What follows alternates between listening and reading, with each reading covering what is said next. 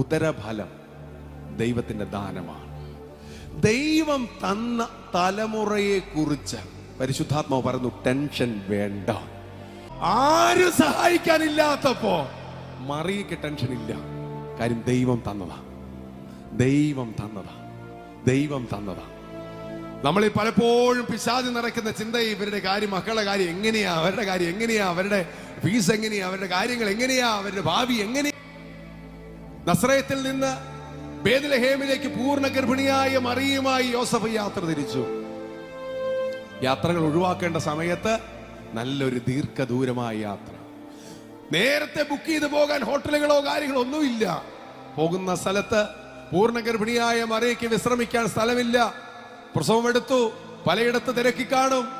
ബൈബിളിൽ പറയുന്നൊരു വാക്ക്, സ്ഥലമില്ലാതെ വന്നതിനാൽ. കുഞ്ഞിനെ കിടത്താൻ ഒരു സ്ഥലം പോലും കിട്ടാതെ വന്നപ്പോ, ഇവിടെ കിടത്താൻ സ്ഥലം പോലും ഇല്ല. മറിയ എന്തിച്ചു കളയോ, എന്റെ കുഞ്ഞ് ദൈവ ശബ്ദപ്രകാരം കിട്ടിയ ഈ കുഞ്ഞിനെ കിടത്താൻ പോലും ഒരു സ്ഥലമില്ലല്ലോ. നല്ലൊരു പാട്ട് പാടാൻ പോലും ആക്കാരില്ല. സമ്മാനങ്ങൾ, കുഞ്ഞ് ജനിച്ചു കഴിഞ്ഞാൽ സമ്മാനങ്ങളുടെ പെരുമഴയായിരിക്കും. ഇഷ്ടം പോലെ ഡ്രസ്സുകളൊക്കെ വരും, അതിന് മുമ്പേ വരും.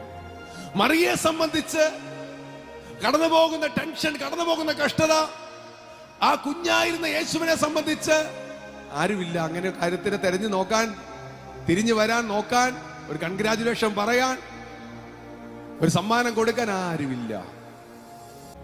കൂടെ ഓടി വരാൻ ബന്ധുക്കളില്ലാത്ത സമയത്ത് ഒരു പരിചയവുമില്ലാത്ത ആട്ടിടയന്മാരുടെ ഇടയിൽ ഒരു ദൂതൻ ഇറങ്ങി വന്നു.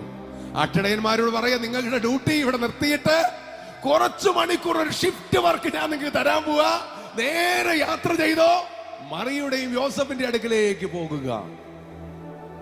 സമ്മാനങ്ങളില്ലാതെ വിഷമിച്ച മറിയ, സമ്മാനങ്ങളില്ലാതെ കൈകാലുകൾ ഇട്ടടിച്ചു കിടന്നതേ യേശു കുഞ്ഞിന് വരുന്നത് രാജകീയമായ സമ്മാനങ്ങളുമായി.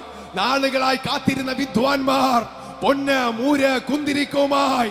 അതുവരെ സാധാരണ രീതിയിൽ ജനിച്ച കുഞ്ഞിന് കിട്ടാത്ത കാര്യങ്ങൾ നോക്കിക്കേ. ഓ, രാജകൊട്ടാരത്തിൽ കൊണ്ടുപോയി വെക്കേണ്ടതാണ്.